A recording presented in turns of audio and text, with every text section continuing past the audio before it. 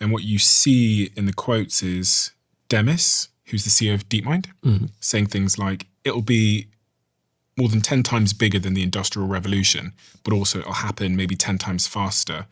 And they speak about this turbulence that we're going to experience as this shift takes place.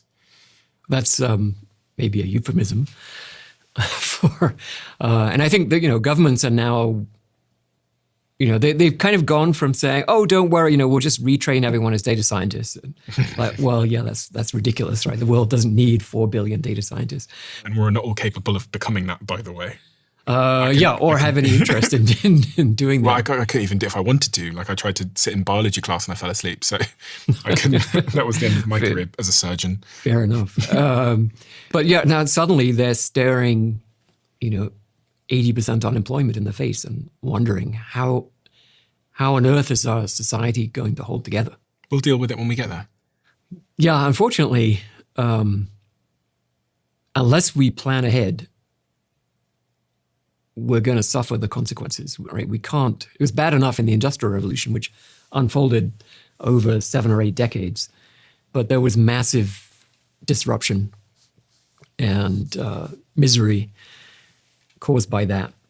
We don't have a model for a functioning society where almost everyone does nothing, at least nothing of economic value. Now, it's not impossible that there could be such a functioning society, but we don't know what it looks like. And, when you think about our education system, which would probably have to look very different, and how long it takes to change that. I mean, I'm always reminding people about how long it took Oxford to decide that geography was a proper subject of study. It took them 125 years from the first proposal that there should be a geography degree until it was finally approved. So we don't have very long to completely revamp a system that we know takes decades and decades to reform. And we don't know how to reform it because we don't know what we want the world to look like. Is this one of your reasons why you're appalled at the moment? Because when you have these conversations with people, people just don't have answers, yet they're plowing ahead at rapid speed. I would say it's not necessarily the job of the AI companies. So I'm appalled by the AI companies because they don't have an answer for how they're going to control the systems that they're proposing to build. I do find it disappointing that governments don't seem to be grappling with this issue. I think there are a few. I think, for example, the Singapore government seems to be quite far-sighted, and they've thought this through. It's a small country. They've figured out, okay, this will be our role going forward, and we think we can find, some purpose for our people in this new world. But for, I think, countries with large populations, they need to figure out answers to these questions pretty fast.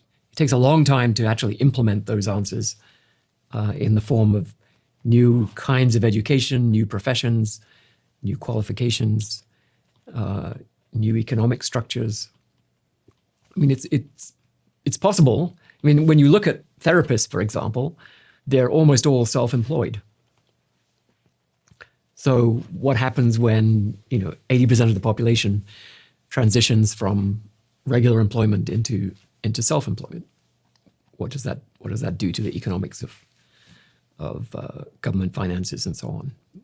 So there's just lots of questions. How do you, if that's the future, why are we training people to fit into 9-to-5 office jobs, which won't exist at all? Last month, I told you about a challenge that I'd set our internal Flytex team. Flytex team is our innovation team internally here.